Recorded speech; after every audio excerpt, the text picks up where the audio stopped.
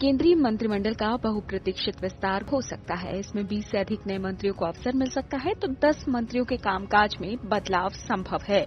मंत्रिमंडल विस्तार से उत्तर प्रदेश विधानसभा चुनाव को भी साधने की कोशिश की जाएगी। इसके अंतर्गत एक बड़े दलित चेहरे को कैबिनेट मंत्री के रूप में जगह दी जा सकती है, तो वहीं छोटे दलों को केंद्रीय मंत्रिमंडल में सहभागिता बढ़ाकर सभी वर्गों को संतुष्ट करने की कोशिश हो सकती है।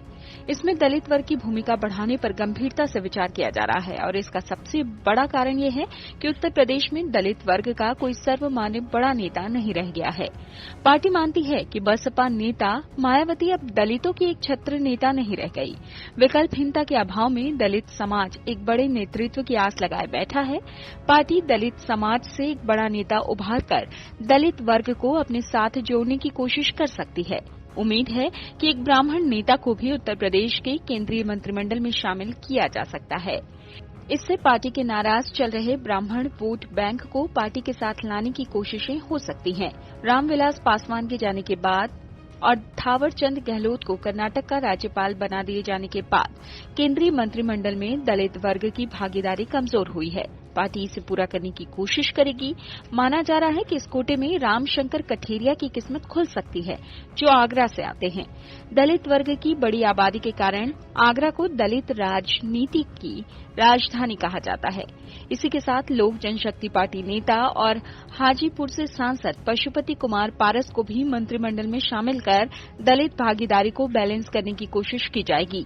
पार्टी का मानना है कि इससे यूपी के साथ साथ बिहार में भी एक अच्छा संकेत जाएगा। गांधी परिवार के बड़े नाम वरुण गांधी को मंत्री बनाए जाने को लेकर भी अटकलों का बाजार गर्म है। माना जा रहा है कि पार्टी उन्हें भी केंद्रीय मंत्रिमंडल में शामिल कर यूपी के आंवला और पीलीभीत क्षेत्र में एक बड़ा संदेश देना चाहती है और उनके आने से पार्टी में युवा नेतृत्व के साथ साथ एक दमदार चेहरा भी मिल सकता है। उत्तर प्रदेश से अपना दल की नेता अनुप्रिया पटेल को मंत्रिमंडल में शामिल कर पिछड़े वर्ग की भागीदारी बढ़ाई जा सकती है, तो निषाद पार्टी के नेता संजय निषाद की सांसद बेटी प्रवीण निषाद को भी मंत्रिमंडल में शामिल करने की अटकलें लगाई जा रही हैं। कांग्रेस छोड़कर भाजपा में आए ज्योतिरादित्य सिंधिया का केंद्रीय मंत्रिमंडल में विस्तार होना तय माना जा रहा है। इसे उनकी मध्य प्रदेश में सरकार बनाने के प्रयास के इनाम के तौर पर देखा जा रहा है। उन्हें पार्टी की तरफ से दिल्ली पहुंचने के लिए कहा गया है। उनका देवास का दौरा स्थगित कर दिल्ली आने को मंत्रिमंडल विस्तार से जोड़कर देखा जा रहा है। इससे मंत्रिमंडल में मध्य प्रदेश की भागीदारी संतुलित रखने की कोशिश होगी, क्योंकि थावरचंद गहलोत के जाने से ये कड़ी कमजोर पड़ रही थी। बिहार से जनता दल यूनाइटेड को केंद्रीय मंत्रिमंडल में शामिल कर उनकी भूमिका बढ़ाई जा सकती है। इस दल के राज्यसभा में नेता रामचंद्र प्रसाद सिंह को मंत्री बनाया जा सकता है। बिहार से भाजपा नेता सुशील मोदी को मंत्रिमंडल में जगह देकर उन्हें संतुष्ट किया जा सकता है। जिस तरह से महाराष्ट्र के नेता नारायण राणे और बीजेपी अध्यक्ष जेपी नड्डा के कहने पर दिल्ली बुलाया जा रहा है, माना जा रहा है कि उनका मंत्रिमंडल में शामिल होना तय है। इससे पार्टी महाराष्ट्र की केंद्रीय मंत्रिमंडल में भागीदारी बढ़ाना चाहती है, क्योंकि शिवसेना के उससे अलग होने के बाद ये भागीदारी कमजोर पड़ गई है।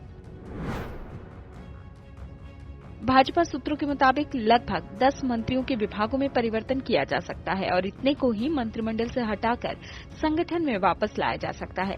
इसके साथ ही जिन मंत्रियों के पास काम का भार ज्यादा है, उनके ऊपर से भार कम करके उन्हें अन्य ऊर्जावान मंत्रियों को दिया जा सकता है, जिससे मंत्रियों के कामकाज में सुधार हो।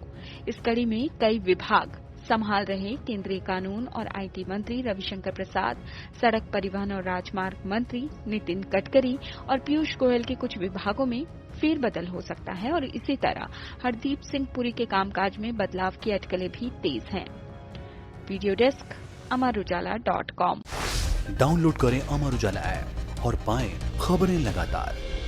अगर आप ये वीडियो YouTube पर देख रहे हैं तो हमारे चैनल को सब्सक्राइब करें और बेल आइकन को दबाना ना भूलें। अगर आप Facebook पर ये वीडियो देख रहे हैं तो हमारे पेज को लाइक करें।